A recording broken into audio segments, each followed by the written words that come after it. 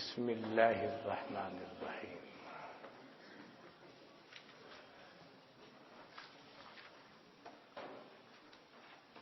آج کل لوگوں نے پگڑی باندھنی چھوڑ دی۔ پگڑی کی جگہ آپ نے اور ہم لوگوں نے اوڑھنی لے لی ہے، مگر حدیث میں جو لفظ خمار آئے گا اس سے مراد اوڑھنی نہیں پگڑی ہی ہے۔ کبھی آپ کو مغالطہ ہو جائے۔ ہو سکتا ہے اس حدیث کو اس لیے منتخب کیا ہو کہ ایک زمانہ ایسا آ جائے گا کہ امامے کے بجائے خمار اور اوڑھنی آ جائے گی۔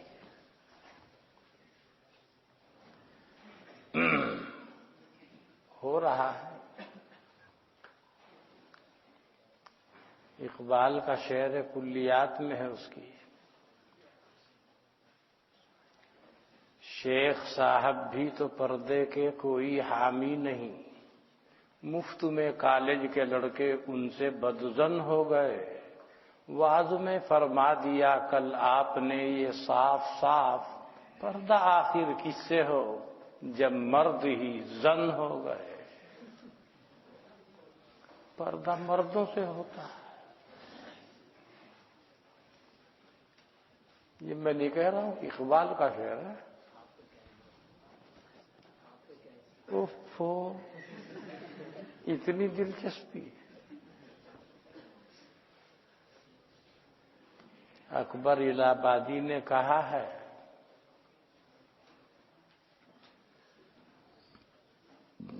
بے پردہ کل جو آئیں چند بیویاں نظر، اکبر زمین میں غیرت قومی سے گڑ گیا، جو پوچھا ان سے آپ کا وہ پردہ کیا ہوا، کہنے لگی کہ عقل پہ مردوں کی پڑ گیا۔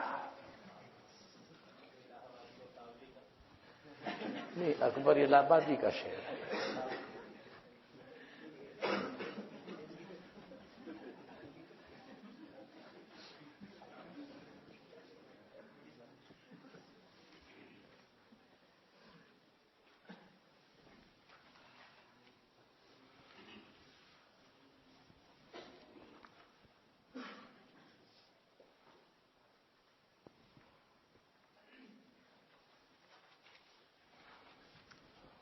تو فی البدی سنا دیتا ہوں ایک، محبت خونی رشتوں ہی میں گر مخفی ہوا کرتی،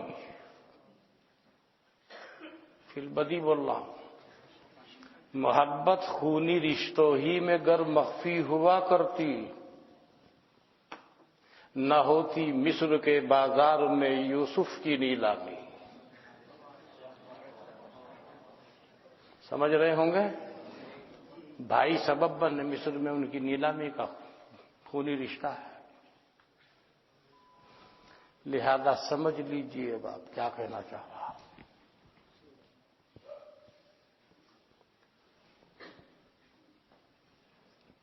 محبت خونی رشتوں ہی میں گر مخفی ہوا کرتی، نہ ہوتی مصر کے بازار میں یوسف کی نیلامی، فیہ ما فیہ فتفکر۔ خیر، تو میں عرض کر رہا تھا پگڑی کا۔ ہم نے وہ دور دیکھا ہے پگڑی کا، اور جن چیزوں کا ذکر فقہا اور احادیث میں آتا ہے، اتفاق ایسا ہے کہ ساری چیزیں ہمارے اس دور میں مربوط تھیں۔ تب مرد پگڑی باندھتے تھے، غیر مسلم بھی جو ہے وہ بھی پگڑی باندھتے، بنیے وغیرہ وہ پگڑی باندھتے تھے۔ جو چھوٹی سطح کے لوگ شمار کیے جاتے تھے غیر مسلموں میں، وہ نہیں باندھتے تھے۔ خیر، اب آپ لوگ آئے، آپ لوگوں نے رخ کیا دنیا کی طرف، حالات بدل گئے مولانا، بہت بدلے۔ اگر آپ تھوڑی سی تاخیر کرتے ادھر کا رخ کرنے میں، تو ہم وہ پہلے والے لطائف سے اور محظوظ ہو سکتے تھے۔ آپ لوگوں کا رخ ادھر ہوا، ہم محروم ہو گئے، لہذا ہمیں کہنا پڑتا ہے ہاں دکھا دے اے تصور پھر وہ صبح و شام تو، دوڑ پیچھے کی طرف اے گردش ایام تو۔ ہاں دکھا دے اے تصور پھر وہ صبح و شام تو، دوڑ پیچھے کی طرف اے گردش ایام تو۔ خیر، پگڑی آدمی باندھے ہوئے ہے، اسے وضو بھی کرنا ہے، تو جیسے خفین پر آگے بحث آ رہی ہے، انشاءاللہ کل آ جائے گی اللہ کی رحمت سے، باب المسید الخفین، اس میں تو اس کی تفصیلات آئیں گی۔ ایسے ہی اگر آدمی نے پگڑی باندھ رکھی ہے، اور ہمارے علاقے میں گاؤں کے لوگ جو پگڑی باندھتے تھے وہ پگڑی نہیں ہوتی تھی، پگڑ ہوتا تھا، اور وہ ایک دم بہت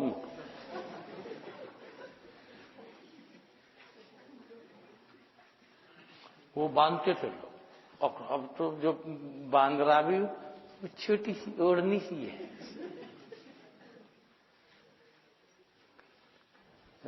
بلا مبالغہ میں میرے والد صاحب جو پگڑی باندھتے تھے، جیسے یہاں سے وہ مدخل ہم جہاں سے اتنی لمبی ہوتی تھی، وہ سال میں ایک آدھ مرتبہ ہی باندھتے تھے اس کو، بہت صاف ان کا ہاتھ تھا، بہت عمدہ باندھتے تھے، لیکن ایک دفعہ باندھ کے پھر انہیں لیٹنا ہے ایسے رکھ دی، پھر اب چلے تو پھر رکھ لی سر پر، وہ خراب نہیں ہوتی، وہ سال میں ایک دو مرتبہ۔ تو مجھے ایک بات اللہ بھائی ذرا اس کو وہ کرنا سیکھ دی، وہ اتنی لمبی ہوتی تھی اور بہت عمدہ اس کی وہ ہوتی تھی، یعنی طے اس کی بہت صاف ستھری۔ میں دیکھتا تھا اور بھی لوگ باندھتے تھے، مگر اتنی صفائی میں دوسروں کی پگڑی میں نہیں دیکھتا تھا۔ لوگ بھی تعریف کرتے تھے، ہمارے ابا کی پگڑی بہت صاف ستھری رہتی ایک دم،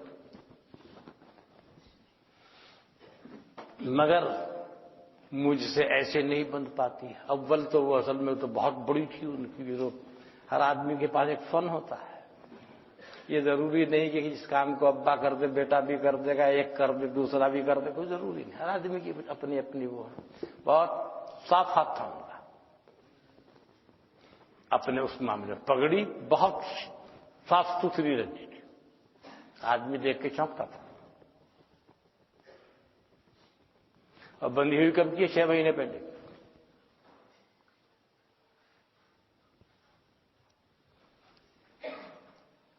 اب سردی کا موسم ہے، وہ پگڑی بندھی ہوئی ہے، پورے سر کو محیط ہے، کیا اس کی گنجائش ہے کہ بجائے سر کھولنے کے سردی لگ جائے گی؟ امامے کے اوپر مسا کر لیں۔ امام احمد ابن حنبل رحمۃ اللہ علیہ نے ان شرائط کے ساتھ جو خفین میں ہیں کہ اس کو طہارت کاملہ کے ساتھ پہنا ہو، اس کی اجازت دی ہے امام احمد ابن حنبل رحمۃ اللہ علیہ نے۔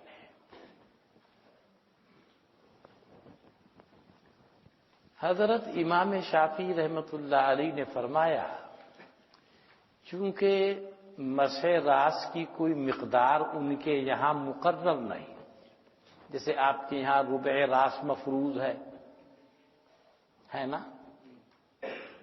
اسی کو آپ ناسیہ سے تعبیر کر دیتے ہیں، والمفروض فی مسح الراس ومقدار الناسیہ وهو ربع الراس لما روى المغيرة بن شعبة رضي الله تعالى عنه أن النبي صلى الله عليه وسلم أتى سباطة قوم فبال وتوضأ ومسح على خفيه والكتاب مجمل فالتحق بيانا به كذا في الهداية۔ یہ حدیث بھی سنائی آپ کو، وہ ہدایہ میں ہے پوری کی پوری جو بھی۔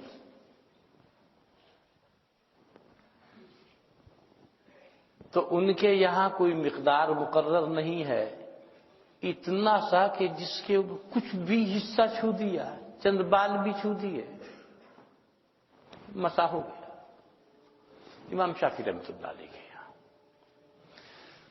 ان سے منقول ہے، وہ فرماتے ہیں اگر سر کے کچھ حصے پر مسح کر کے اتمام امامے پر کر دیا لا باس، مسور راس بھی ہو گیا، اتمام امامے پر ہو گیا۔ لیکن حضرت امام ابو حنیفہ رحمۃ اللہ علیہ، امام مالک بھی ہیں، وہ کسی بھی طریقے پر اس کی اجازت نہیں دیتے کہ پگڑی کے اوپر مسح کیا جاوے، نہ اس طریقے پر جو امام احمد ابن حنبل رحمۃ اللہ علیہ نے فرمایا، اور نہ اس طریقے پر جو حضرت امام شافعی رحمۃ اللہ علیہ نے فرمایا۔ سر کا مسح ہوگا، امامے کا نہیں۔ حافظ محی الدین ابن العربی نے اپنی شرح ترمذی عارضۃ الاحوذی میں یہ قول نقل کیا ہے کہ حنفیہ کہتے ہیں کہ اگر اتمام اور تکمیل کر لی جائے امامے کے اوپر تو یہ جائز ہے، مگر حنفیہ کی کتابوں میں یہ بات نہیں ہے، اور اعتبار اس کا ہوگا جو حنفیہ کی کتابوں میں ہے۔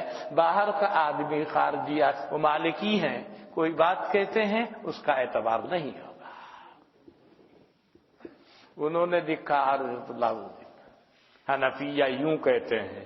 حضرت کس نے کہہ دیا آپ کو حنفیہ یوں کہتے ہیں؟ ہم تو بیٹھے ہوئے ہیں یہاں، ہماری کسی کتاب میں دکھائیے۔ اب سوال یہ ہے کہ ایک حدیث میں جہاں وَمَسَحَ عَلَى نَاصِيَتِهِ وَالْعِمَامَةِ وَعِمَامَتِهِ، یہ مسئلہ گڑبڑ کر رہا ہے۔ آپ کہہ دیں حدیث ضعیف ہے، نہ ضعیف تو ہے، ضعیف ہوتی امام نسائی، ابو داؤد، مسلم، بخاری سب اس کو نقل کر رہا ہے، لیکن امام بخاری نے اس کے اوپر ترجمۃ الباب قائم نہیں فرمایا، یا یہ ثابت نہیں کیا کہ امامے کے اوپر مسح ہے۔ اس کا مطلب یہ ہوا ایک ہے حدیث کی روایت، اس سے تو وہ متفق ہے، حدیث تو صحیح ہے، لیکن جو اس کا مطلب لوگ بیان کر رہے ہیں اور اس سے استنباط کر رہے ہیں، اس سے امام شافعی، امام بخاری کا اتفاق نہیں ہے، کوئی عنوان اس کے اوپر قائم نہیں کیا۔ آپ کے سامنے حدیث گزری ہو، عنوان قائم نہ کرنا اس کے اوپر یا مسئلہ مستنبط نہ کرنا اس بات کی دلیل ہے اس مفہوم سے متفق نہیں ہے، روایت سے ہی ہے۔ تو کوئی یوں کہہ دے روایت ضعیف ہے حنفیہ کی جان بچ جائے گی، یہ تو نہیں ہو سکتا، حدیث تو بالکل صحیح ہے۔ پھر حنفیہ کیوں اتنی شدت سے انکار کر رہا ہے؟ اس کا مطلب تو وہ امام احمد ابن حنبل حق پر ہے، بخاری میں بھی ہے، مسلم میں بھی ہے، ساری کتابوں میں ہے۔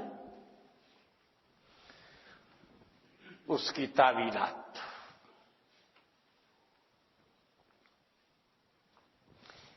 ایک تو حضرت عبداللہ ابن عمر کی حدیث ہے کچھ دنوں کے لیے تھا کچھ، اس کی اجازت ملی تھی سمتوری کا، جھگڑا ختم، جب متروک ہو گیا زمانہ رسالت میں بات ختم ہو گئی۔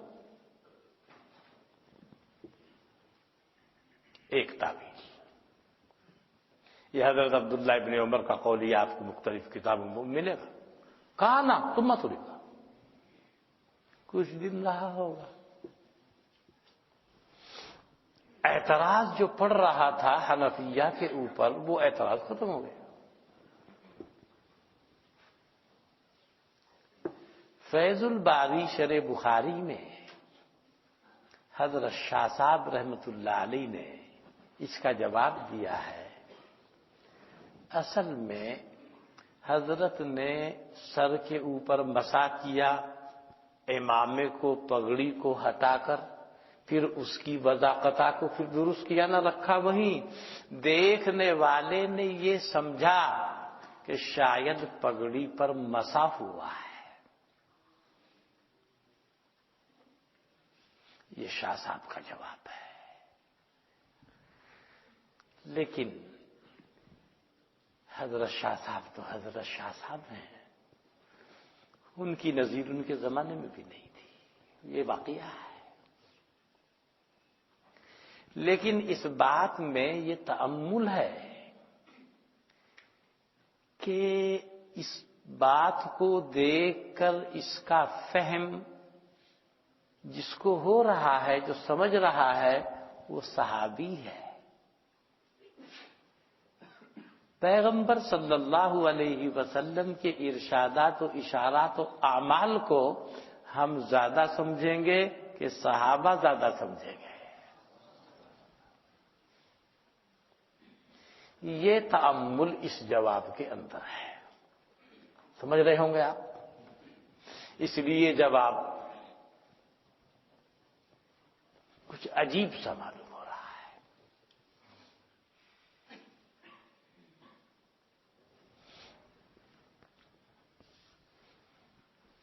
کوئی اور ہوتا صحابہ کے علاوہ، بھائی قرآن کریم کو سب سے زیادہ سمجھنے والے صحابہ ہیں، آپ کے اشارات کو سب سے زیادہ سمجھنے والے صحابہ ہیں، آپ کے اعمال کو وہ الگ بات ہے، کسی جگہ پر بہرحال خطا اور نسیان ہو جائے، وہ صحابہ سے ممکن ہے، مگر حضرت کے عمل کو وہ دیکھ کر یہ سمجھ جائیں کہ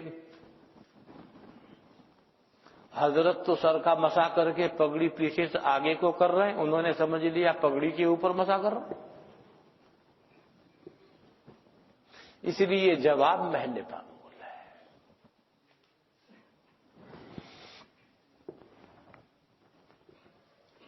آپ نے دیکھا ہوگا واو بعض دفعہ بمعنی ما آتا ہے، جاء البرد والجبات، اے مال جبات۔ مولانا بالکل صاف واضح مطلب ہوا کہ مسح علی ناصیتہ مع کونہ متعمما، آپ نے سر کا مسح کیا، اس حال میں کیا سر کا مسح کہ آپ کے سر کے اوپر پگڑی تھی۔ اب کیا اشکال ہے اس پر؟ بے غبار ہے، نہ کسی صحابی کی فہم پر کوئی اشکال ہے، بات بالکل واضح ہو، کسی طرح کا کوئی اشکال اس کے اوپر نہیں ہے۔ یعنی آپ کی جو سر کے اوپر مسح کرنے کی حالت ہے، اس حالت کو بیان کرنا راوی کا مقصد ہے۔ آپ اس وقت کون سی حالت میں تھے لبس کی؟ یعنی آپ متعمم تھے، آپ امامہ باندھے ہوئے تھے۔ حالت تعمم میں آپ نے اپنے سر پر مسح فرمایا۔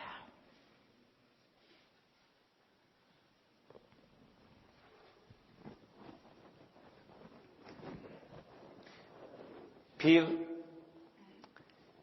اس کے علاوہ جتنی روایات آ رہی ہیں مسح راس کی، یہ بے شمار روایات آ رہی ہیں، ان کو آپ گنیں گے جو مختلف کتابوں میں آپ کے سامنے آئی، وَمَسَحَ رَأْسَهُ وَمَسَحَ رَأْسَهُ، کہیں کوئی پگڑی کے اوپر مسح کر کے نہیں دکھا رہا ہے۔ کل کتنی ساری روایتیں گزری مختلف کتابوں میں، کتنی ساری روایتیں آپ کے سامنے گزری مختلف طرق کے ساتھ، کوئی بھی نہیں دکھا رہا۔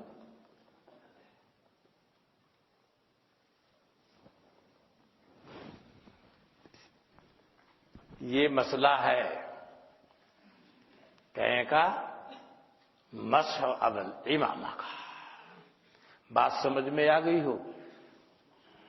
پھر قرآن کریم نے کیا فرمایا؟ یا ایھا الذین آمنوا اذا قمتم الى الصلاة فاغسلوا وجوہکم وایدیکم الى المرافق وامسحوا برؤوسکم. امامے کا نام سر ہے کیا؟ ادھر تو آپ کے فقہا، آپ نے فقہ کی کتابوں میں پڑھا ہوگا کہ امامے کی جو پٹی ہے، کور سے تعبیر کیا ہے، اس کے اوپر سجدہ کرنے کو مکروہ قرار دیا ہے. وہ چھوٹی سی اس پٹی کو جب اس کے اوپر مسا نہیں ہو سکتا، کیوں؟ اس لیے کہ زمین کے اوپر ٹیکا جائے گا کہیں کو؟ پیشانی کو، وہ ملے گی اس سے. اور وہاں ہائڈ ہو رہا ہے کیا؟ وہ اس کا پیچ. اس کو فقہ کی کتاب میں آپ کا ذہن جا رہا ہوگا، علی امامتی، یاد آ رہا ہے نا؟ مکروہ قرار دیا اس کو. تو قرآن کریم مطلقاً فرما رہا ہے وَامْسَحُوا بِرُؤُوسِكُمْ.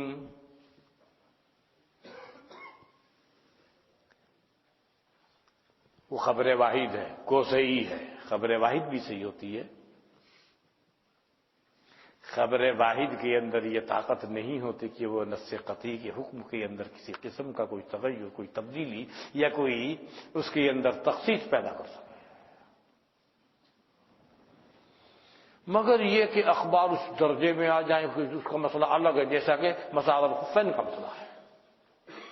وہاں پر بھی یہ بات آئے گی، مگر وہاں مسئلہ اتنے صحابہ سے منقول ہے، اتنے صحابہ سے منقول ہے، اتنے کہ آپ کے اکابر نے کہا جو اس کا انکار کرے مجھے اس کے اوپر کفر کا خوف ہے. اتنے صحابہ سے منقول ہے مسائل الخفین. یہ کیوں نہیں ہے؟ یہ اکا دکا کیوں ہے؟ وہ مسح علی ناصیتہ و امامتہ.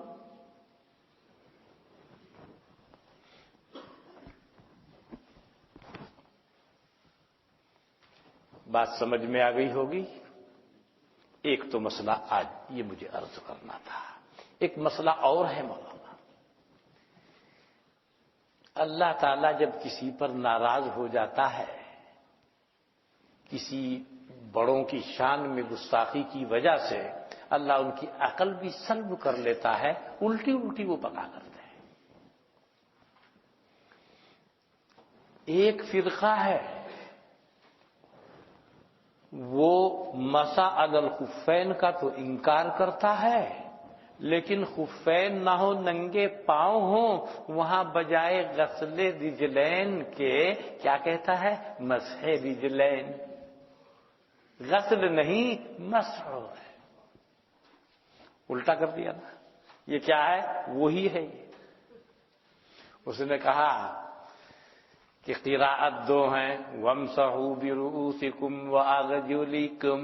یہ بھی تو قراءت ہے، قراءت متواترہ میں سے ہے. وَامْسَحُوا بِرُؤُوسِكُمْ وَأَرْجُلَكُمْ إِلَى الْكَعْبَيْنِ. لہذا جب قراءت متواترہ ارجلکم بھی ہے، ارجلکم بھی ہے، ظاہر ہے اس کا عطف کس پر ہے؟ وہ رؤوس کے اوپر ہے، تو رؤوس تحت المسح داخل ہے، تو لہذا رجلین بھی تحت المسح داخل ہوں گے، ان کا مسح کیا جاوے گا. یہ فرقہ امامیہ کا کہنا ہے، شیعوں میں سے. مولانا بات سمجھ میں آ گئی. اللہ ان کو اگر سمجھ دیتا تو مولانا مسح کو جہاں پر دیکھو گے کسی قید سے مقید نہیں پاؤ گے.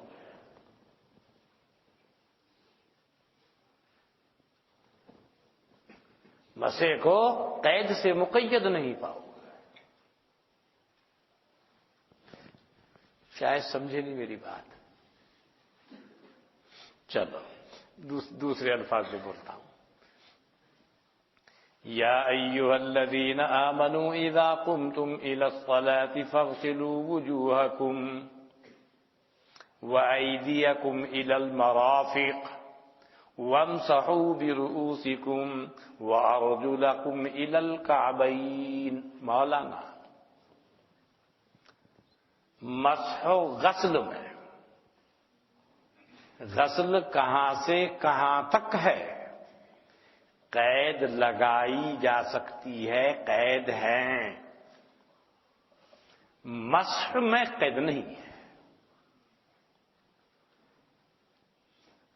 اللہ کے بندے دیکھ رہا ہے، وَامْسَحُوا بِرُؤُوسِكُمْ، بلا کسی قید کے آگے دیکھ رہا ہے، وَأَرْجُلَكُمْ إِلَى الْكَعْبَيْنِ، إِلَى الْكَعْبَيْنِ کی قید اس بات کو بتا رہی ہے، أَرْجُلَكُمْ إِلَى الْكَعْبَيْنِ یہ تحت المسح نہیں ہے، کچھ اور مسئلہ ہے۔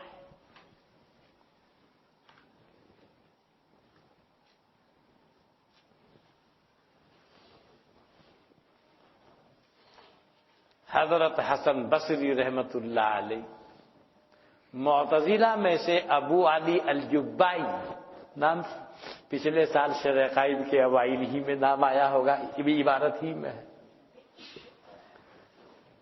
اس کا کہنا ہے کہ اختیار چاہے غسل رجلین کرے چاہے مسح رجلین کرے، اختیار ہے، مسح کو واجب نہیں کہا جا سکتا۔ کیوں؟ دونوں قرات ہیں، دونوں قراتیں متواترہ ہیں، لہذا چاہے نصب والی قرات کے اوپر عمل کر لے اور چاہے جر والی قرات کے اوپر عمل کر لے۔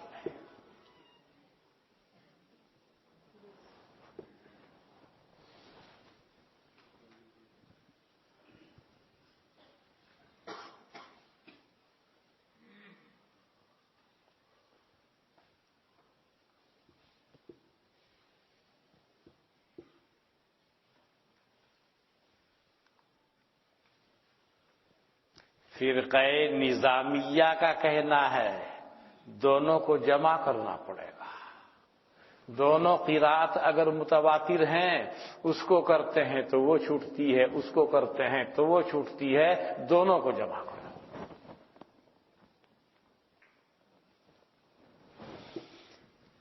ائمہ اربعہ، تمام صحابہ، تمام تابعین، تمام اسلاف، تمام اہل سنت والجماعت اس بات پر متفق ہیں، کیا؟ غسل رجلین۔ وہ مساحت الخفین کا مسئلہ ہو تو وہ الگ ہے۔ جب ائمہ اربعہ کے خلاف کوئی بات کہیں سامنے آ جائے تو یہ بالکل طے شدہ ہے، 100% نہیں، 136% کہ وہ قول باطل ہے، وہ تحقیق باطل ہے۔ کیوں؟ ائمہ اربعہ خلاصۃ الامت ہے۔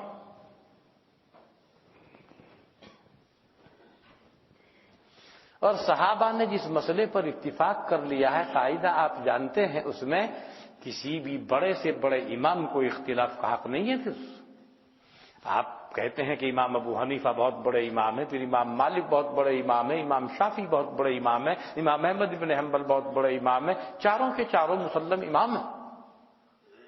لیکن اگر صحابہ کسی چیز پر متفق ہیں،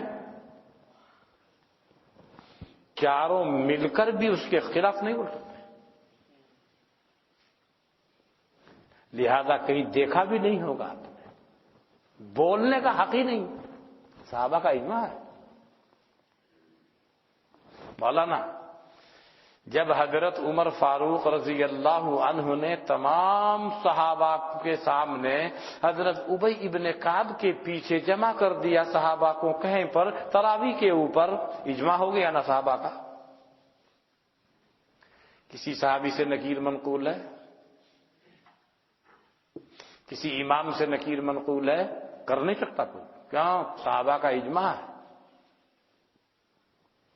اذان اول کا آغاز جو جمعے میں ہو رہی ہے، آغاز کب سے ہوا؟ حضرت عثمان رضی اللہ عنہ نے اپنے دور خلافت میں اس کی ضرورت محسوس کی، اس کا آغاز فرمایا۔ کسی صحابی نے انکار کیا؟ کیا صحابہ ایسے تھے اگر وہ چیز منشاء شریعت کے خلاف ہوتی اس کے اوپر سکوت کرتے؟ وہ بالکل نہیں کرتے۔ اجماع ہے۔ اب بعض بچے پوچھتے ہیں کہ جی وہ صحیح کا حکم اذان اول سے ہے کہ اذان ثانی سے؟ میں ثانی کو تو بھول جاؤ، اب تو وہ تو ویسے تم کو متنبع کرنے کے لیے ہے، اب وہی ہے، وہیں سے صحیح کا حکم ہے۔ پوچھتے ہیں بعض بچے، بھائی اجماع صحابہ ہو گیا، وہ جمعے کی اذان ہے، جمعے کی اذان ہے بس۔ یا ایھا الذین آمنوا اذا نودی للصلاة من یوم الجمعۃ فاسعوا الی ذکر اللہ وذروا البیع۔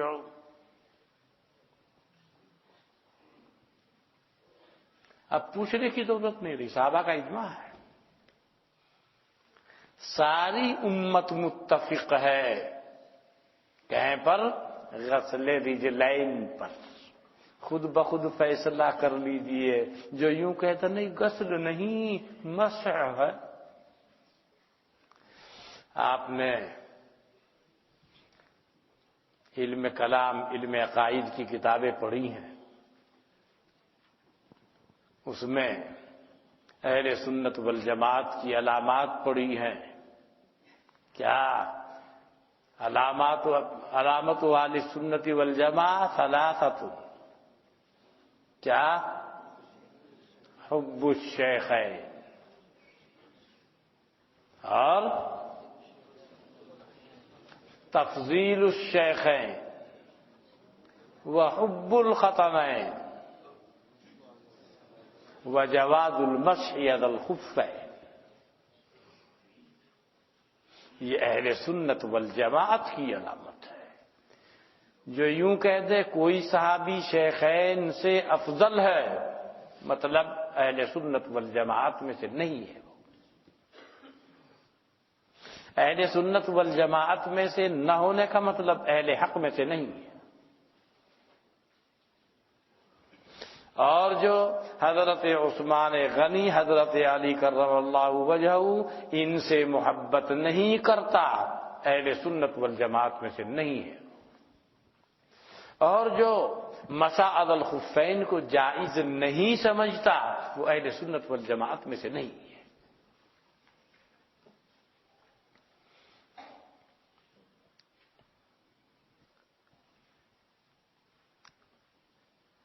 ہم نے کہا جتنی روایات آپ کے سامنے وضو کی آ رہی ہیں، جتنی بھی آ رہی ہیں، سب میں کیا آ رہا ہے؟ ثم غسل رجلیہ ثلاثا ہے، کسی جگہ مرتن وہ تو الگ بات ہے، لیکن ثم غسل رجلیہ ثلاثا، غسل رجلین کا ذکر ہے سب روایات میں۔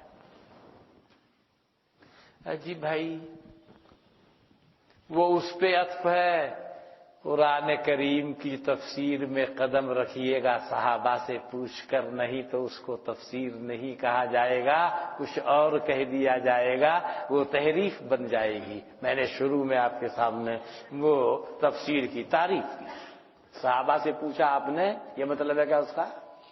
کہ نہ صحابہ سے تو نہیں پوچھا، پھر آپ رہنے دیجئے، اپنی تفسیر کو اپنے گھر میں رکھیں۔ مدنہ وَأَرْجُلَكُمْ کے بعد إِلَى الْكَعْبَيْنِ کی قید خود بتا رہی ہے کہ اس کا تعلق مسح سے نہیں ہے، لیکن وَامْسَحُوا پہلے فعل آ چکا ہے، وہ رؤوس کے سلسلے میں اپنے معنی میں ہے اور ارجل کے ساتھ اپنے معنی میں ہے۔ ارجل سے تعلق ہوگا تو اس کے معنی غسل ہے۔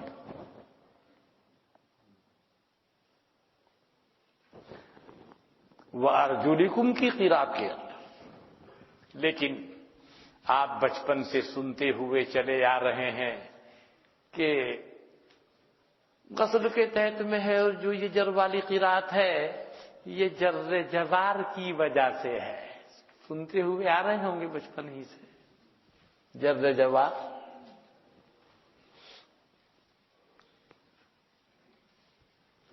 مولانا جر جوار کا کیا مطلب ہے؟ یہاں درمیان میں حرف عطف نہیں ہے، جوار ختم ہو گیا۔ عطف تو مغایرت کو مقتضی ہے۔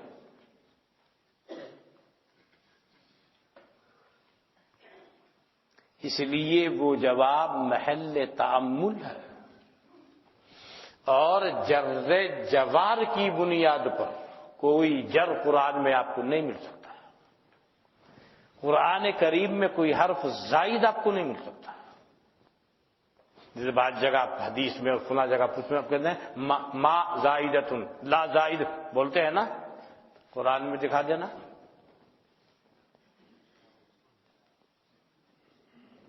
جر جوار کا کیا مطلب ہے؟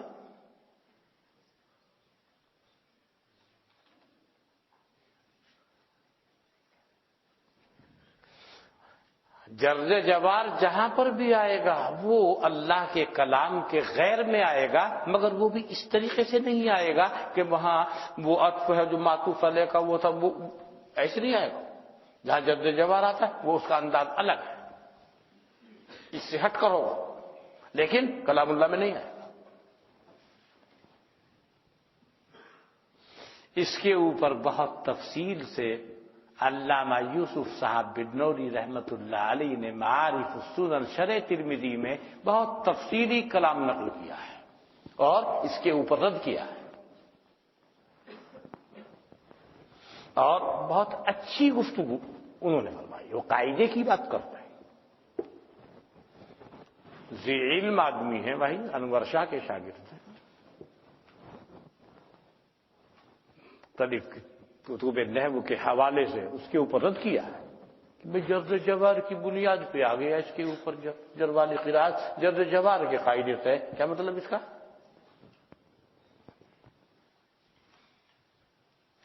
قراءت دونوں متواتر ہے، ارجلکم پڑھو پھر تو کوئی مسئلہ نہیں، اس کا عطف اس کے اوپر ہے، اور ارجلکم پڑھو تو اس کا عطف اس کے اوپر ہے، مگر راس کے ساتھ مسح کا تعلق راس کے حساب سے ہے، مسح کا ارجل کے ساتھ میں تعلق ارجل کے حساب سے ہے، اور اس حساب کو الی الکعبین کی قید واضح کر رہی ہے کہ اس کے ساتھ کنیکشن میں وہ فغسلو کے معنی میں ہے، وہاں مراد غسل ہے۔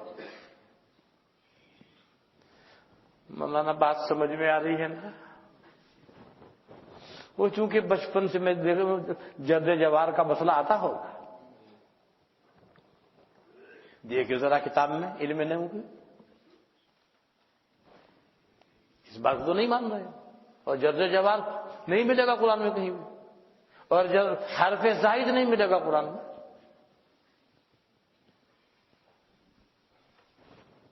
اللہ کے کلام میں اور زائد،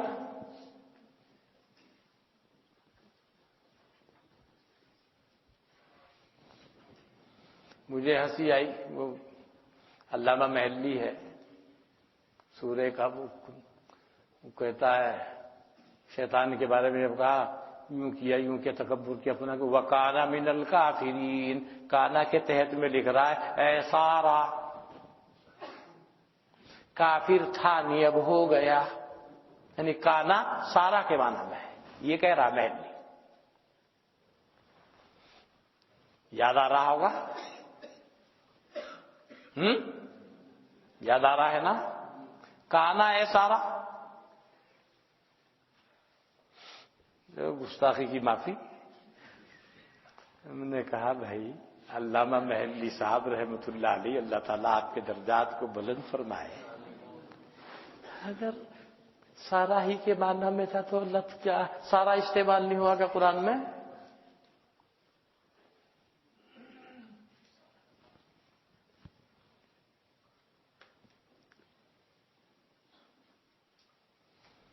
تو اللہ تعالیٰ سارا فرما دیتا ہے، اللہ تو فرما رہا وَكَانَ مِنَ الْكَافِرِينَ۔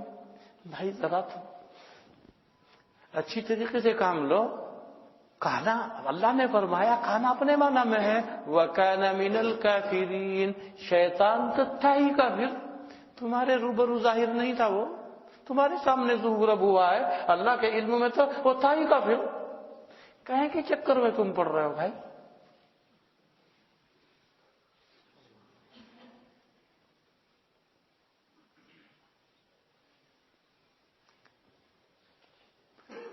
لہذا میں نے کہا ان کو، چلا اس کی لکھ رکھی ہے نا بھائی، اتنی زیادہ فصاحت و بلاغت کی کیا ضرورت ہے آپ کو؟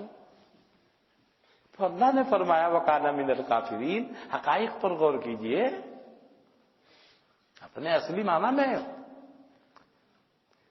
سارا کے معنی میں آپ کو تعویل کرنے کی ضرورت کیوں پیش آ رہی ہے؟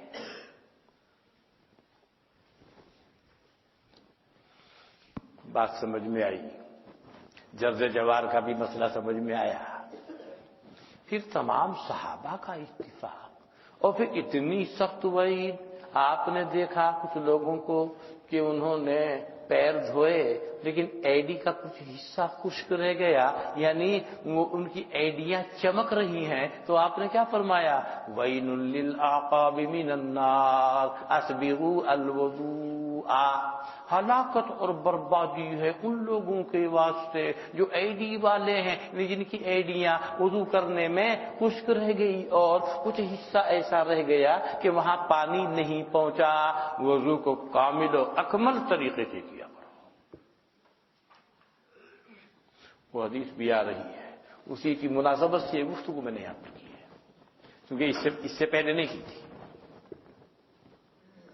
اور اسی حدیث کے تحت میں عام طور سے محدثین اس گفتگو کو لایا کرتے ہیں، اس لیے یہ گفتگو میں یہاں لایا۔ بات سمجھ میں آ گئی ہوگی؟ بس یہی دو مسئلے آج ہیں، باقی بالکل آسان ہے سب مسئلہ، اب آپ دیکھیں گے ایک دم واضح ہے۔ ٹھہر جا بھائی ایک منٹ۔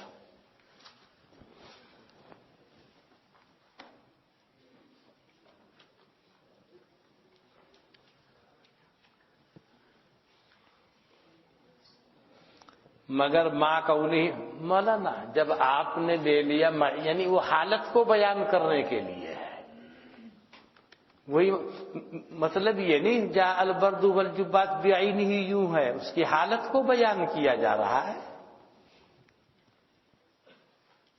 هل يمكن انعقاد الاجماع في الاصل الظاهر مولانا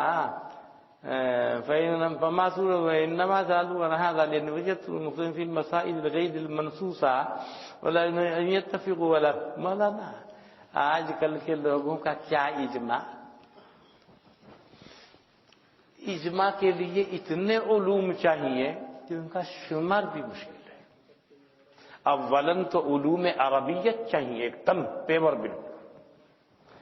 اب جو وہ اس میں اجتہاد والے ہیں مسائل میں آج کل کے، انہیں یہ بھی خبر نہیں ہے استعارہ بالکنایہ کسے کہتے ہیں، مشبہ کسے کہتے ہیں، مشبہ بھی کسے کہتے ہیں، آپ پوچھ لیجئے ان کو، اور مقیس اور مقیس میں کیا کیا مناسبت اور کن کن وجوہ کے اندر اشتراک ضروری، انہیں یہ بھی خبر نہیں ہے۔ علم اشتقاق سے انہیں واقفیت نہیں ہے، وہ فقہ کی بات تو بعد میں آتی ہے۔ خود مثلا اپنے اوپر دیکھ لیجیے، میں تو اتنا احسان مانتا ہوں اللہ کا کہ اللہ تعالیٰ نے حضرات مجتہدین کو، ائمہ اربعہ کو بھیج کر جہاں مختلف اعتبار سے اللہ نے ہمارے اوپر احسان فرمایا، ائمہ اربعہ کو بھیج کر بھی ہمارے اوپر بڑا احسان فرمایا اللہ نے، ورنہ مولانا زندگی عمر ختم ہو جاتی ایک مسئلے کی ہم تنقید نہ کر پاتے۔ وہ علوم، وہ دماغ، وہ قلب، وہ ذہن روشن، وہ جو اللہ سے جڑا ہوا ہے، وہ کہاں سے آئے گا؟ مولانا ایسا استحضار، یعنی ایسے جوابات، ایک دم مسئلے کی تہ تک پہنچ جانا۔ آپ کو منطق بھی پڑھنی پڑے گی، وہ بھی پڑھنی پڑے گی، اور شیخ ابو علی ابن سینا اگر ہوتے امام ابو حنیفہ کے سامنے جا کے شاگرد بننا پڑتا، بڑے سے بڑے فلسفی کو شاگرد بننا پڑتا، کیوں؟ نفوس قدسیہ عطا فرمائے گئے۔ میں نے سنا تھا ایک دن آپ کو، کبرا میں ہے وَکَسانے کے مؤید باشن بنفوس قدسیہ آہارا در دانستن حقائق اشیاء حاجت منطق نے۔ یہی حضرات تو ہیں، وہ حضرات محدثین، حضرات فقہا، یہی ہیں وہ لوگ۔ ایسی ایسی باریکیاں، ایسے ایسے حقائق پیش کر دیں گے، ساری دنیا حیران و پریشان، جو اپنے کو کیا کہتے ہیں حکماء، آپ اندر گھسو گے آپ خود کہیں گے حمقاء ہیں. حکماء امت محدثین و فقہاء ان کے سامنے سب ہے. اور کوئی بھی صاحب فن اپنے فن کو آج تک پختہ نہیں کر سکا، خواہ وہ نحو ہو، خواہ وہ صرف ہو، خواہ وہ علم بلاغت ہو، خواہ وہ اصول ہو، خواہ وہ اصول فقہ ہو، خواہ وہ اصول تفسیر. آج تک کوئی اپنے فن کو پختہ نہیں کر سکا علاوہ فقہ اور حدیث کے. یہ دونوں فن بالکل پختہ. کوئی بھی واقعہ آج پیش آ جائے فوراً وہ قاعدہ یا اس کی نظیر آپ کو پھٹ ملے گی کتاب کے اندر. اللہ جزائے خیر عطا فرمائے. الاشباح والنظائر میں اور در مختار میں آپ دیکھیں گے کچھ علوم ایسے ہیں، کچھ ایسے ہیں جو بالکل ایک دم پختہ اور نافع، کوئی کمی ذرا کی نہیں ہے. فقہ اور حدیث ملے گی، ورنہ ہر ایک کے اندر کچاوٹ ہے.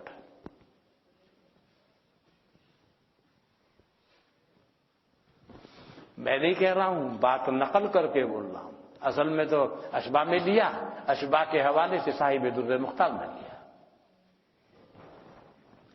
تو بھائی آج کل کے لوگوں کا اجماع تو جب ہو جب وہ اجتہاد کر سکیں. ایک دفعہ گفتگو ہو رہی تھی، کچھ مولوی بیٹھے ہوئے تھے کہ جی ہم بھی تو اجتہاد کر سکتے ہیں. میں نے کہا ٹھیک ہے، باب افتیال کے خواص مجھے بتا دیجئے پہلے. اور وہ چونکہ تو میں کہا کیا کرے گا تو اجتہاد؟ سن لیا بس اجتہاد. باب افتیال کے خواص کیا کیا ہیں؟ حق ان کا تو پتہ نہیں، پھر کہے گا پتہ؟ اجتہاد کا پتہ ہے. تو بھائی آج کل کچھ لوگ وہ کسی مسئلے پہ متفق ہو جائیں اس کو اجماع امت نہیں کہا جائے گا.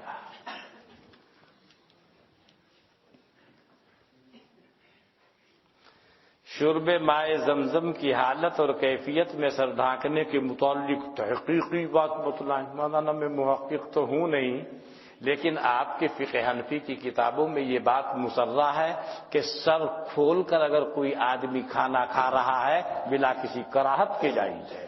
لیکن بنگال میں اگر سر کھول کے آپ کھانا کھائیں گے یا پانی پیئیں گے وضع قطع خراب کر دی جائے گی آپ کی. وہاں مت کھانا.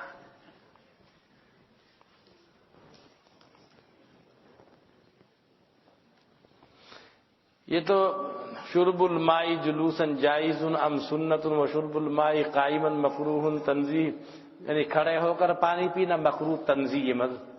تحریمی کہنا تو اس کے لیے تو دلیل چاہیے بڑی سخت. اور مائے زمزم کو کھڑے ہو کر پینے کے سلسلے میں تو کل میں نے آپ کے سامنے تفصیل سے گفتگو کی تھی. یہ شاید آدمی نہیں تھا، شامی نے لکھا ہے سب کا خلاصہ فقط جواز، سنت یا وجوب یا کل تو بتایا تھا میں نے. فی هذه الآیہ ما قید اللہ مولانا میں نے یہ نہیں کہا کہ غسل جہاں پر بھی ہوگا مقید ہوگا، یہ نہیں کہا، لیکن مقید جو ہوگا ان میں سے غسل ہوگا. میں یہ کہہ رہا ہوں. میری بات پہ غور نہیں کیا آپ نے.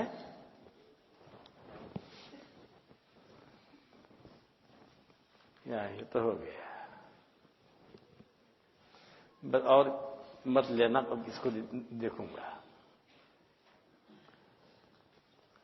زبیر کریم اللہ از یکیش رکائے دورہ حدیث سخت علیل ہے. آپریشن بھی ہوا دے. اللہ تعالیٰ اس کو شفا عطا فرمائے. اللہ شفا عطا فرمائے.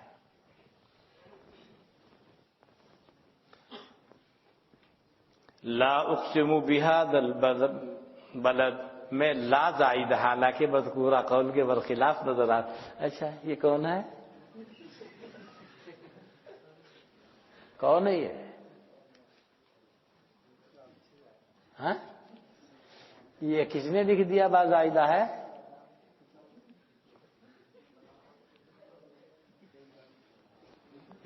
یہ پرچے والا کون ہے؟ اس نے کسی کتاب میں دیکھا بازائد ہے؟ ہاں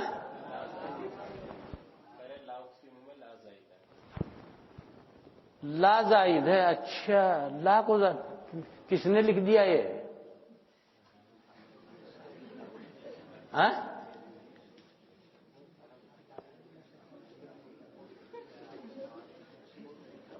اس کو بولیے گا.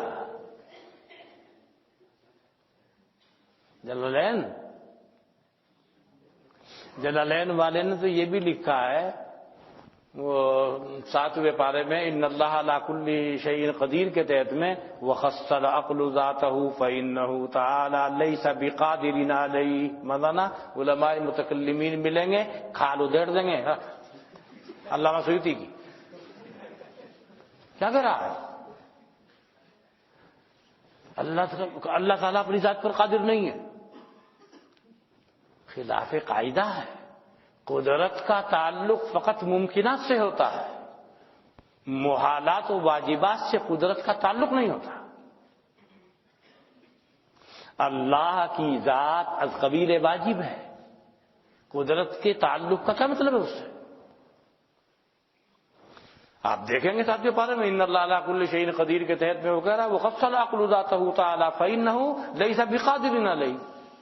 110% غلط ہے یہ بات. مسئلہ جو بیان کر رہے ہیں غلط ہے. وہ آپ کے اصولیین سب متفق ہیں، آپ کے معقولیین القدرت تتعلق بالممکنات لا بالمحالات والواجبات. قاعدہ مسلمہ ہے. وہی دیکھ لیا ہوگا مولانا مشکلات القرآن میں دیکھ، اور کیا کہہ رہا ہوں معارف السنن میں دیکھ. اللہ کے کلام میں زائد آپ اس کو سمجھ نہیں رہے. مشکلات القرآن بھی دیکھیے اور وہ بھی دیکھیے معارف السنن میں. اس کے بعد میں وہ کرنا ان کا، اگر سیوطی کی یہ رتب و یابس نہ ہوتی تو بہت اونچا مقام ہوتا ان کا. یہی تو رتب و یابس ہے.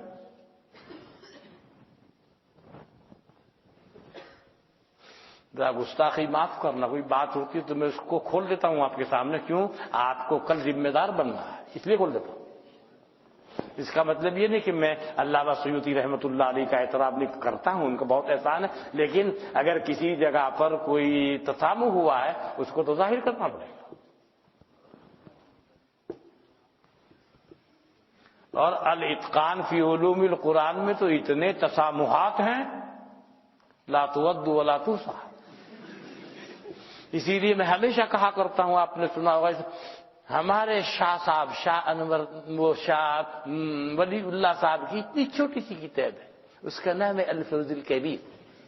اتنی چھوٹی سی چند اوراق. اور علامہ سیوطی کی اتنی موٹی الاتقان فی علوم القرآن. آپ دونوں کو سامنے رکھو، ان چند اوراق میں جو بات آ گئی پوری کتاب میں نہیں. اس کتاب کو حفظ یاد کر لو اتقان کو اور الفوز الکبیر کو، آپ خود کہیں گے اس میں جو آ گیا اتنی موٹی کتاب میں نہیں ہے. آپ خود کہہ دیں. الفوز الکبیر تو پڑھی ہے نا مولانا؟ اگر سمجھ کے پڑھی ہے، میری بات سمجھ میں آ رہی ہے. الفوز الکبیر کو پڑھنے سمجھنے کے بعد میں قرآن میں پھر کہیں اشکال نہیں ہوگا. اس طریقے سے انہوں نے کھولا ہے. اور جو انہوں نے کہا ہے حقیقی اگر پوچھو بارگاہ رسالت کا سیدھا شاگرد ہوں، کہا ہے نا کتاب میں، ان لوگوں میں سے نہیں ہے جو فرضی باتیں کر رہے ہوں. واقعہ ایسا ہے. اللہ کے دربار سے تعلق ہے، اللہ کے رسول صلی اللہ علیہ وسلم کی درگاہ سے تعلق ہے. وہاں کے اشاروں کے بعد چلتے ہیں.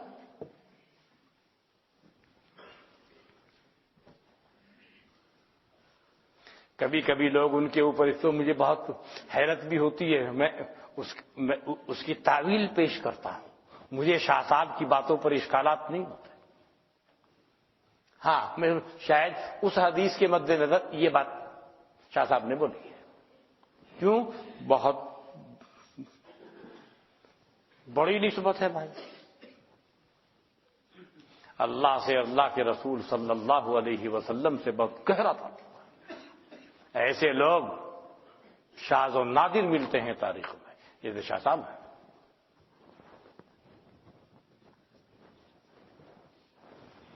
عجیب و غریب آدمی، اپنے وقت کا محدث بھی ہے، اپنے وقت کا شارح حدیث بھی ہے، اپنے وقت کا محقق بھی ہے، اسرار حکم کو بیان کرنے والا بھی ہے، فقیہ بھی، سب کچھ ہے، اجتہاد کی صلاحیت بھی ہے، وہ چاہتے تھے اجتہاد کروں، مگر حضرت جناب نبی اکرم صلی اللہ علیہ وسلم نے حکم فرمایا آپ کو تقلید کرو، ابو حنیفہ کی تقلید کرو، خود وہ لکھ رہا ہے، اپنی کتابوں میں لکھ رہے ہیں، مجھے میرا جی نہیں چاہتا تھا تقلید کو، وہ اتنے بڑے مقام پر تھے وہ کہ اجتہاد کر سکتے تھے، مگر حضرت نے اجازت نہیں دی، تقلید کا حکم فرمایا، اور امام ابو حنیفہ کی تقلید کا حکم فرمایا۔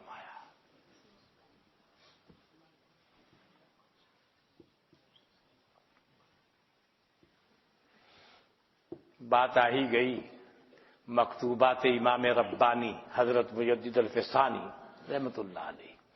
میں جس زمانے میں امروہہ پڑھایا کرتا تھا تو بیچارہ ایک طالب علم تھا، اسے بہت شوق تھا کتابیں کا، اور اپنے کچھ ساتھیوں کو لے کر وہ مکتوبات امام ربانی مجھ سے پڑھا کرتے تھے اثر کے بعد آ کر کے، سبقن۔ اس میں یہ بات آئی کہ ان سے پوچھا گیا کہ حضرت خضر وہ کیا ہے؟ انہوں نے کہا پتہ نہیں، خیر جب اصرار کیا میرے ساتھیوں نے تو میں نے پکڑ لیا، ایک دن حضرت خضر کو پکڑ لیا کسی عالم میں، اس عالم میں جہاں اللہ والوں کی رسائی ہوا کرتی ہے، آپ لوگ ہیں اللہ والے، اب مجھ جیسا آدمی اس کے بارے میں کیا بول سکتا ہے، تو حضرت خضر کو پکڑ لیا کسی عالم میں۔ ان سے کہا بھائی سن، میرے تمام ساتھی اصرار کر رہے ہیں، آپ بتاؤں آپ کے بارے میں جانتا نہیں، آپ سے بہتر کون بتائے گا، آپ ہی بتائیے۔ انہوں نے کہا میں اللہ کے بندوں میں سے ایک بندہ ہوں، انسان ہوں، یہ ہوں، کھاتا ہوں، پیتا ہوں، چلتا ہوں، پھرتا ہوں، بیمار ہوتا ہوں، صحت مند ہوتا ہوں، یہ کرتا ہوں، وہ کرتا ہوں، روزے رکھتا ہوں اور نماز پڑھتا ہوں، اور نماز پڑھتا ہوں فقہ شافعی کے مطابق، نماز پڑھتا ہوں فقہ شافعی کے مطابق۔ کیوں؟ اس لیے کہ فقہ شافعی کو مرتبہ ولایت سے گہری مناسبت ہے، اور میں ولی ہوں، جیسا کہ فقہ ابو حنیفہ کو مرتبہ نبوت سے گہری مناسبت ہے، لیکن میں نبی نہیں ہوں، ولی ہوں۔ یہ مجدد الفسانی کی مکتوبات میں ہے۔ لیکن آپ لوگوں کے سامنے جو کتاب آئی ہوں گی اس میں آ رہا ہوگا کہ وہ نبی ہیں، یہ اختلاف چلا ہوا آ رہا ہے، اور بس میں شارٹ کٹ کر کے بول رہا ہوں آپ کے سامنے۔ معارف القرآن دیکھی ہوگی حضرت مفتی شفیع صاحب رحمۃ اللہ علیہ کی، انہوں نے کہا نبی ہیں، دلائل پیش کیے ہیں۔ معارف القرآن مولانا ادریس صاحب کاندھلوی رحمۃ اللہ علیہ کی بھی ہے، انہوں نے کہا ولی ہیں، جتنے دلائل پیش کیے ہیں معارف القرآن شفیع میں سب کا کشومر بنا دیا ہے مولانا ادریس صاحب کاندھلوی نے، آپ ذرا مطالعہ کر لیجئے گا، یعنی بولنے کا منہ نہیں چھوڑ رکھا ہے۔ پھر مولانا ادریس صاحب کاندھلوی وہ صاحب تعلیق الصبی، مولانا حدیث میں بہت مستحکم ہے، اسی کتاب ان کی جب ان کی معارف القرآن دیکھو گے کہیں کچی بات آپ کو نہیں ملے گی، کیا مفسر محدث ہے، بڑا محدث ہے۔ اگر مفسر محدث بھی ہو مہارت وہ یابس نہیں ملے گا۔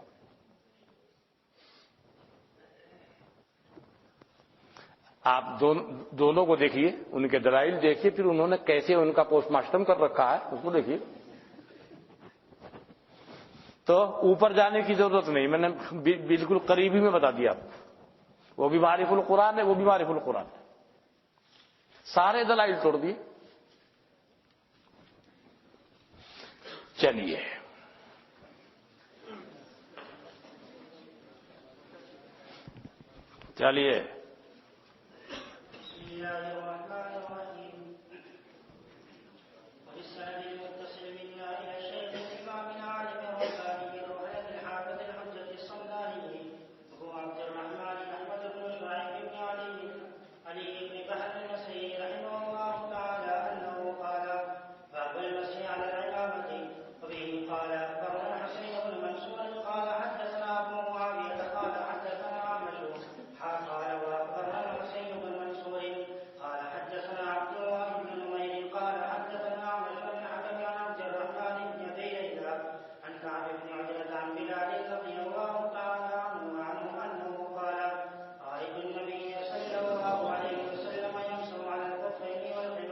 یہاں خبار سے مراد وہی ہے کیا امامہ. چلیے الجرجرائی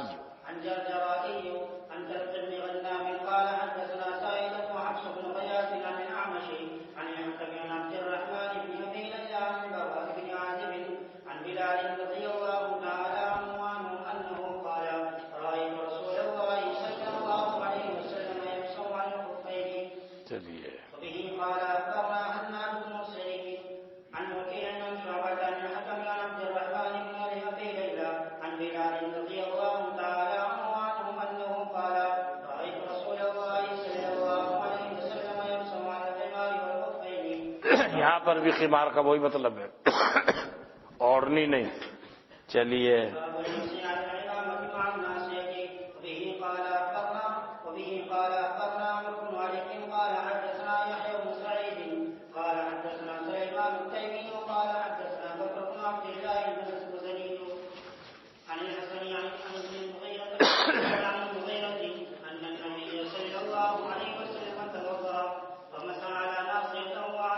فمسح ناصیتہ وامامتہ وعلى الخف. مغیرہ کہتے ہیں کہ جناب نبی اکرم صلی اللہ علیہ وسلم نے وضو کیا، اپنی پیشانی پر مسح کیا اور اپنے امامے کے اوپر مسح کیا اور خفین کے اوپر مسح کیا. بکر کہتے ہیں کہ میں نے سنا ہے اس کو مغیرہ ابن شعبہ کے بیٹے سے بھی، اور وہ روایت کرتے ہیں اپنے باپ حضرت مغیرہ ابن شعبہ سے. چلیے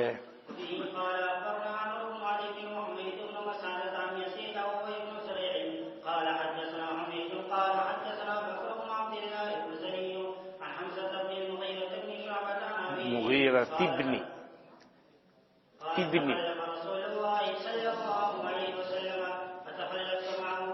حدیث پہلے گزری ہے، اس کا ذکر بھی آیا تھا لیکن میں نے وہاں اس کا ذکر کیا نہیں تھا. حضرت جناب نبی اکرم صلی اللہ علیہ وسلم قافلے سے الگ ہو لیے. کیوں؟ قضائے حاجت کے لیے جانا تھا. واقعہ پہلے بھی آیا تھا، حضرت مغیرہ ساتھ گئے تھے.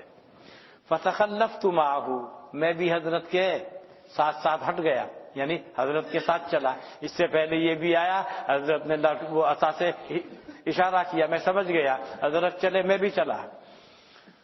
فلما قضا حاجتہ، جب حضرت نے اپنی ضرورت کو پورا فرمایا تو حضرت نے فرمایا اماک ماؤن، کیا تمہارے پاس پانی ہے؟ فاتیتہ بمطہرۃ، میں پانی لے کر کے ان کے پاس آیا. فغسل یدہ، آپ نے اپنے ہاتھ کو دھویا، اپنے چہرے کو دھویا. ثم ذهب يحتر عن ذراعيه، پھر آپ کھولنے لگے اپنی ذراعین کو. فضاق کم الجبتی، جبے کی آستین تنگ اٹھ نہیں رہی اوپر.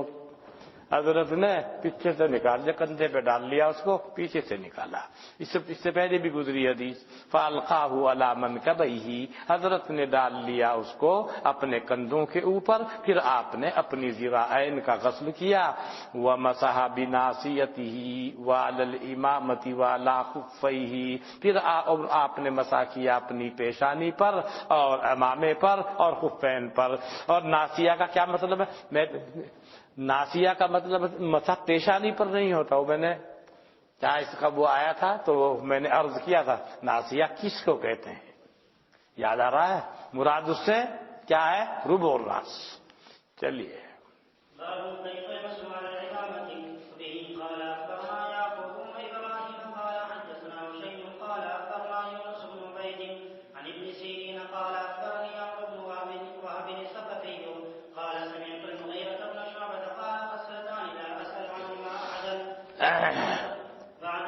مغیرہ ابن شعبہ سے میں نے سنا، وہ کہتے ہیں دو چیزیں ہیں، لا اسأل عنہما احدا بعد ما شہدت من رسول اللہ صلی اللہ علیہ وسلم، میں ان کے بارے میں کسی سے سوال نہیں کر سکتا بعد اس کے کہ میں نے مشاہدہ کیا جناب نبی اکرم صلی اللہ علیہ وسلم سے.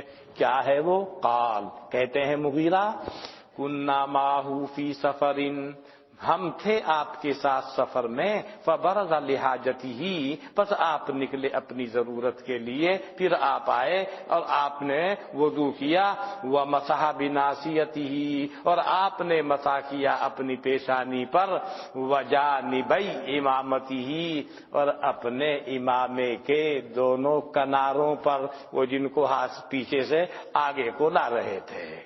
ایک تو میں اس کے بارے میں نہیں پوچھنے کا بھی، میں نے دیکھ لیا، مگر ایک سوال یہ پیدا ہو رہا ہے، حضرت مغیرہ کہہ رہے ہیں، ان سے سن کے حضرت بلال کہہ رہے ہیں، باقی صحابہ نہیں کہہ رہے ہیں نا، عمل بھی نہیں کر رہے ہیں اس کے اوپر، تمام صحابہ متفق ہیں اس پر۔ وہ سوچنے کی بات ہے، باقی گفتگو میں نے عرض کی۔ وَمَسَحَ عَلَىٰ خُفَّيْهِ، اور آپ نے مسح کیا اپنے خفین پر، وقال، اور کہا، ایک بات تو یہ ہو گئی، دیکھو انہوں نے، اس میں کیا ہوا تھا، حضرت کو آنے میں تاخیر ہو گئی تھی، جب دیکھا صحابہ نے سورج نکلنے والا ہے، عبد الرحمن ابن عوف کو امام بنا دیا، یعنی پیغمبر، حاکم، اب امام اپنی رعایا میں سے ایک کے پیچھے نماز پڑھے، کیا مطلب، جائز۔ وصلاۃ الامام خلف الرجل من رعیتہ، اور امام کا نماز پڑھنا کسی آدمی کے پیچھے اپنی رعایا میں سے۔ فشہدت من رسول اللہ صلی اللہ علیہ وسلم، پس میں گواہی دیتا ہوں حضور کی جانب سے کہ آپ تھے سفر میں۔ فحضرت الصلاۃ، نماز صبح کا وقت حاضر ہو گیا۔ فاحتبس علیہم النبی صلی اللہ علیہ وسلم، محبوس کر دیے گئے ان کے اوپر، حضرت محبوس کر دیے گئے، یعنی حضرت کو آنے میں تاخیر ہوئی۔ فاقاموا الصلاۃ، انہوں نے نماز کھڑی کر دی۔ وقدموا ابن عوف، اور عبد الرحمن ابن عوف کو امام بنا دیا۔ فصلی بہم، عبد الرحمن ابن عوف نے ان کو نماز پڑھائی۔ پس جناب نبی اکرم صلی اللہ علیہ وسلم تشریف لائے، پس نماز پڑھی عبد الرحمن ابن عوف کے پیچھے۔ ما بقی من الصلاۃ، کون سی پڑھی، جتنی نماز ان کی باقی تھی اس میں آ کے شریک ہو گئے۔ اور جب انہوں نے سلام پھیر دیا یعنی ابن عوف نے، قام النبی صلی اللہ علیہ وسلم، حضرت کھڑے ہوئے۔ فقضى ما سبق به، جس کے سلسلے میں آپ مسبوق ہو گئے تھے اس کو آپ نے قضا فرمایا۔ چلیے،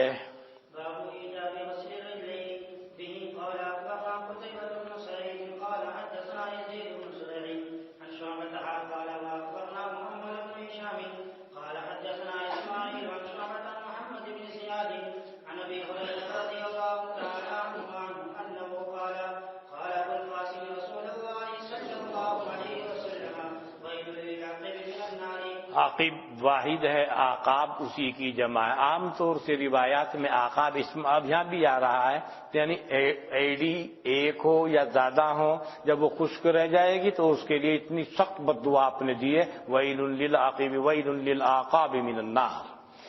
چلیے،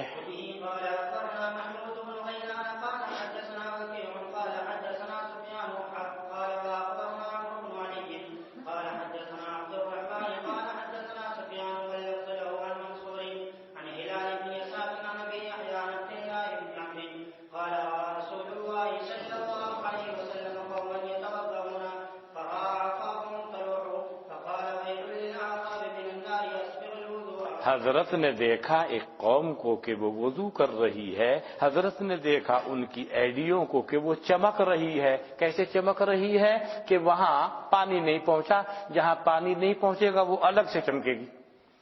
آپ نے فرمایا ویل للعقاب من النار، ہلاکت و بربادی ہے ایڈیوں والوں کے واسطے آگ سے، جہنم سے۔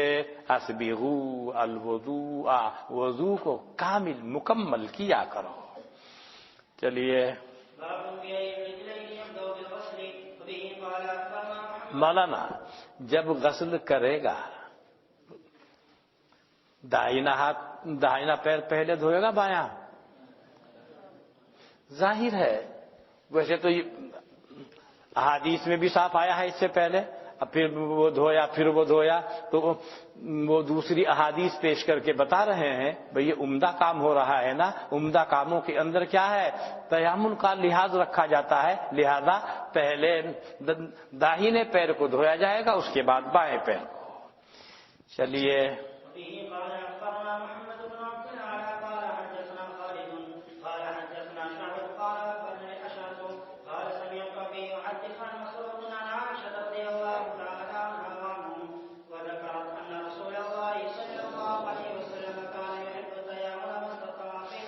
حضرت تیامن کو یعنی داہنی جانب سے آغاز کرنے کو پسند فرماتے تھے، جہاں تک کہ آپ کی طاقت ہوتی اپنی طہارت کے سلسلے میں اور اپنے جوتے کے سلسلے میں اور کنگھا کرنے کے، جوتا پہننے داہنے پیر میں پہلے، کنگھا کر رہے ہیں تو پہلے داہنی سمت میں۔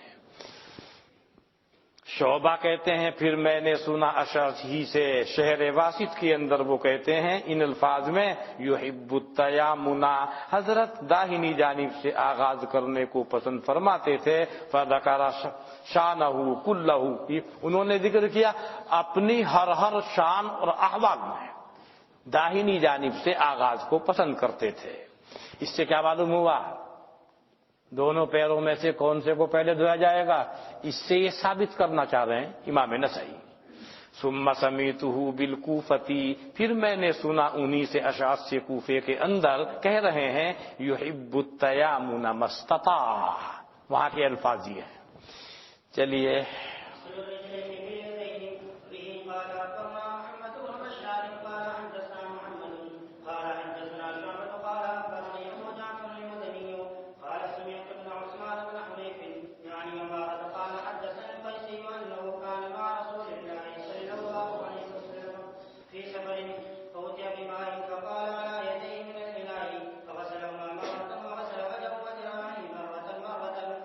قیسی حضور کے ساتھ ہیں، ایک سفر میں پانی لایا گیا، فقال علی یدیہ، یہ قالا جو ہے نا اس کے معنی میں بہت عموم ہے، یہاں قالا امالا کے معنی میں ہے، یعنی آپ نے پانی ڈالا برتن میں سے اپنے دونوں ہاتھوں پر، فغسلہما مرتن، ان دونوں کو ایک مرتبہ دھویا اور اپنے چہرے کو دھویا اور اپنے ذراعین کو ایک ایک مرتبہ دھویا اور اپنے دونوں پیروں کو دھویا، بیدیہ کلتیہما، اپنے دونوں ہاتھوں سے۔ مطلب یہ ہے ویسے تو عام طور سے ایک ہاتھ سے دھویا جاتا ہے، لیکن کسی وقت میں پیر کو سہارا دینے کی ضرورت پیش آ جاتی ہے، کسی سے سہارا دے رکھا ہے، یعنی دونوں ہاتھ استعمال میں ہیں۔ چلیے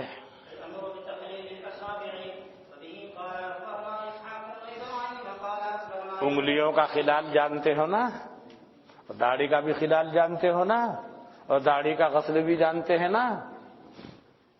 کیا ہے غسل؟ داڑھی کا غسل، ہلکی داڑھی ہو تو غسل، اور اگر ہلکی نہ ہو بھاری ہو غسل ختم۔ آپ نے جو کتابوں میں پڑھا ہے ٹھیک ہے، پڑھا ہے آپ نے، آپ مجبور ہیں، لیکن ایک بات آپ کو بتا دوں، وغسل جمیع اللحیۃ فرض عملی، غسل جمیع اللحیۃ مطلقا فرض عملی۔ دیکھیے بدائع الصنائع، دیکھیے البحر الرائی، دیکھیے در مختار، دیکھیے شامی، اور انہوں نے بہت تعجب کیا ہے بعض فقہا کے اوپر کہ انہوں نے اپنی بعض کتابوں کے اندر وہ قول نقل کر دیا امام ابو حنیفہ کا جو قول مرجوع عنہ ہے، قول مرجوع الیہ ہے۔ بہر صورت ہلکی ہو یا گھن کی داڑھی کا غسل واجب ہے، فرض عملی کے الفاظ در مختار ہے۔ لیکن جو بال یہ لٹکے ہوئے ہیں نیچے، اس کا استثناء کیا ہے، جو بدن سے متصل ہے نا، کیسے بھی ہو، ہلکی ہو یا گھن کی، سب کا غسل ہوگا۔ ہاں لٹکے ہوئے بال ہیں وہاں تک آپ پانی پہنچ، ویسے تو جب آپ کریں گے تو پانی ہر جگہ عام طور سے پہنچ ہی جاتا ہے. مسئلہ یوں بتانا، نہیں تو اب حلیہ خراب کر دیں گے. اپنی کتابیں دیکھو، بدائع الصنائع والے نے بہت سختی سے رد کیا ہے اس کے اوپر، اپنے تعجب کو ظاہر کیا. یہ تعجب ہے لوگوں کو. امام ابو حنیفہ کا سابق قول جو قول مرجوع عنہ ہے اس کو اٹھا کر کے اپنی کتابوں کے اندر نقل کر رکھا ہے. قول مرجوع الیہ وہو المعتمد عند الاحناف وغسل جمیع اللحیۃ فرض عملی. فرض عملی یعنی واجب. چلیے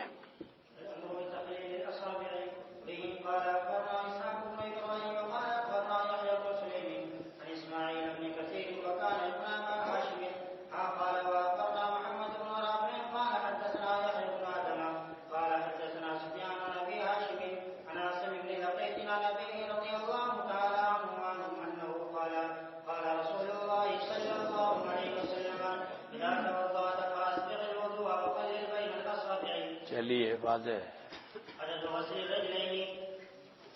قال اخبرنا محمد بن ادم عن ابي زائده قال حدثني ابي وغيره عن ابي اسحاق عن ابي حية الواجعي قال رايت عليا رضي الله تعالى عنه توضا فغسل كفيه ثلاثا وتمضمض ثلاثا واستنشق ثلاثا وغسل وجهه ثلاثا وذراعيه ثلاثا ومسح براسه وغسل يديه ثلاثا ثم قال هذا وضوء رسول الله.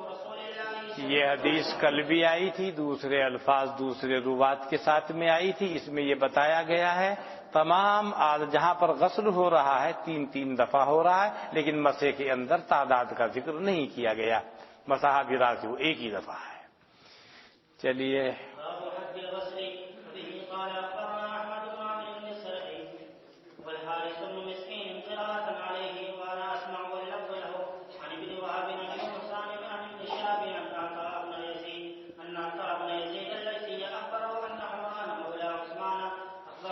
عمران کے سلسلے میں گفتگو میں نے اس سے پہلے کی تھی. چلیے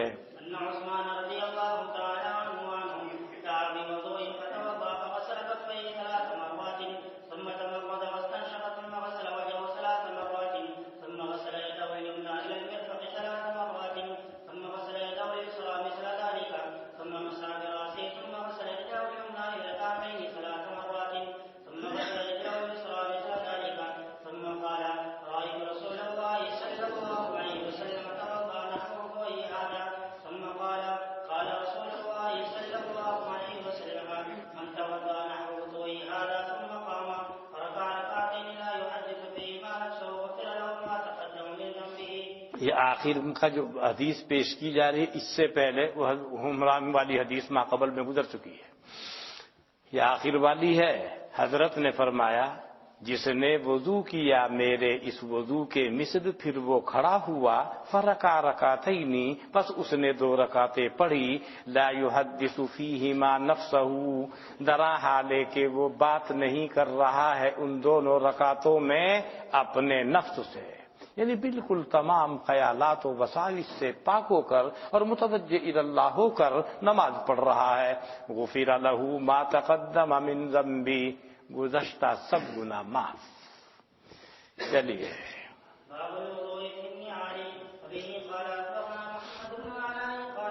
مولانا ہے مولانا جوتا جانتے ہو نا؟ جوتا، جوتی، سینڈل جانتے ہو نا؟ چپل ہیں کھلے ہوئے. آپ میں چپلوں کے وضو کر لیں، پیر کو پانی ڈال دیں، پانی سب کے اوپر پہنچ رہا ہے تو وضو ہونے میں کوئی خلجان ہے کیا؟ یہ ضروری یعنی وہ چپل بھی ایسا ہے کہ اس کی وضاقتہ بھی خراب نہیں ہو رہی ہے، پانی پہنچنے میں بھی مانے نہیں ہے، لہذا اسی حال میں پہن لیا. اور حضرت کے نالین ایسے ہی ہوتے تھے. اسی کو فرما رہے چپل پہنے وضو کرنا اور پیر بھی دھو لینا. اگر ایسی کیفیت ہے تو اب آپ جس کو آپ جوتے کہتے ہیں آپ خود ہی اس کو پہن کر پیر نہیں دھوئیں گے. کیوں؟ پیر تک پانی پہنچے وہ تو بعد کا مسئلہ ہے. آپ کا جو جوتا ہے جس کو آپ نے, آج کل تو لوگ 1,000 کے 1,500 روپے کے جوتے پہن رہے ہیں. ان هذا من عاجب, 1,500 روپے کے جوتے. ہمیں تو بھائی وہ یاد ہے بھائی جوتے کتنے کے آئے, کیا 8 آنے کے, 12 آنے کے. اب سن رہا ہوں شعبان میں وہاں چلا گیا بنگلور. اب وہاں ایک ملا بہاری شاگرد وہ کہہ رہا حضرت وہ میری جوتی تھی کچھ ویسی, حضرت جوتی میں ٹھیک ہے ایسے بھی ٹھیک ہے. وہ سامنے وہ تھی باٹا کا شو روم. میں منع کرتا رہا اسے, وہ مان کے نہیں دیا. کہنے لگا بہترین جوتا لیکن بالکل سادہ. دے اس نے دیا, پیر میں پھٹایا. اب پیسے جب میں نے 1,500 روپے دیے اس نے, میں کہا 1,500 روپے کا ہے یہ. اب جی نہیں, میں کہا نہیں 15 میں ہمیں تو 15 پیسے کے جوتے یاد ہیں. لیکن میں انہیں پہن کے نہیں آتا, پہن کے آیا بعد اب اس کو پہننے کے لیے جھکنا پڑا, ہاتھ لگانا پڑا. پیچھے سے تھوڑا بہت نرم ہے, ہاتھ لگاتا ہوں خود سے وہ نہیں جاتا, ہاتھ لگانا پڑے پیچھے. میں کہا یہ تو بہت ٹیڑھا مسئلہ ہے, اس کے لیے رکوع کرو.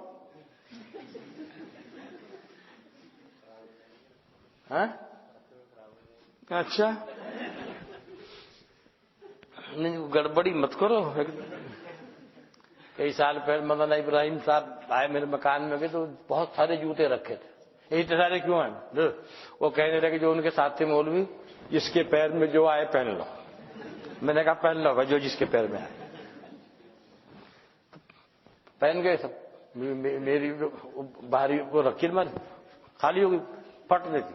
آنند فن. مجھے مولانا ابراہیم صاحب آمد جب آئیے.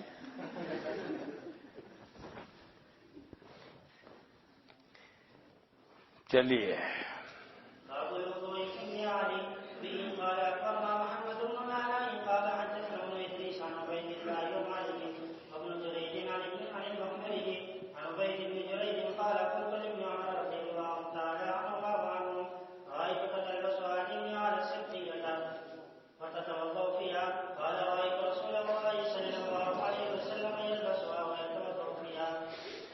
عبید ابن جویح کہتے ہیں کہ میں نے عبداللہ ابن عمر سے کہا کہ میں دیکھتا ہوں آپ کو کہ آپ پہنتے ہیں یہ سبتی چپل. سبتی سبت کی جانب منسوب ہو کر النعال السبتیہ کہا گیا, مقام کا نام ہے جہاں جو چیز بنتی ہے اس کی جانب منسوب ہو کر کے. اور آپ اسی میں وضو کر لیتے ہیں. کن سے کہا؟ عبداللہ ابن عمر سے. عبداللہ ابن عمر کا جواب کہتے ہیں رأیت رسول اللہ صلی اللہ علیہ وسلم یلبسها ویتوضأ فیہا, میں نے دیکھا جناب نبی اکرم صلی اللہ علیہ وسلم کو ان کو پہنتے ہوئے اور ان میں وضو کرتے ہوئے. کیوں؟ پانی پہنچنے میں کوئی رکاوٹ کوئی دقت نہیں. ایسے بھی چپل ہیں وہ جیسے یہاں آتے ہیں وہ پٹی والے آج کل, وہ بھیگ جائیں پانی میں, چپل کا بھی نقصان نہیں. پہنے پیر دھو لیجئے, پیر کے اندر بھی پانی پہنچنے میں کوئی دقت نہیں. لا بس اس طرح کے اگر ہوں, اور اگر ویسے ہوں چمڑے کے, ایک دفعہ بھگو دیجئے وضع قطع خراب ہو جائے گی. 1500 کے ہیں, 15 روپے کا مال بھی نہیں رہے گا اگر بھگ گیا تو.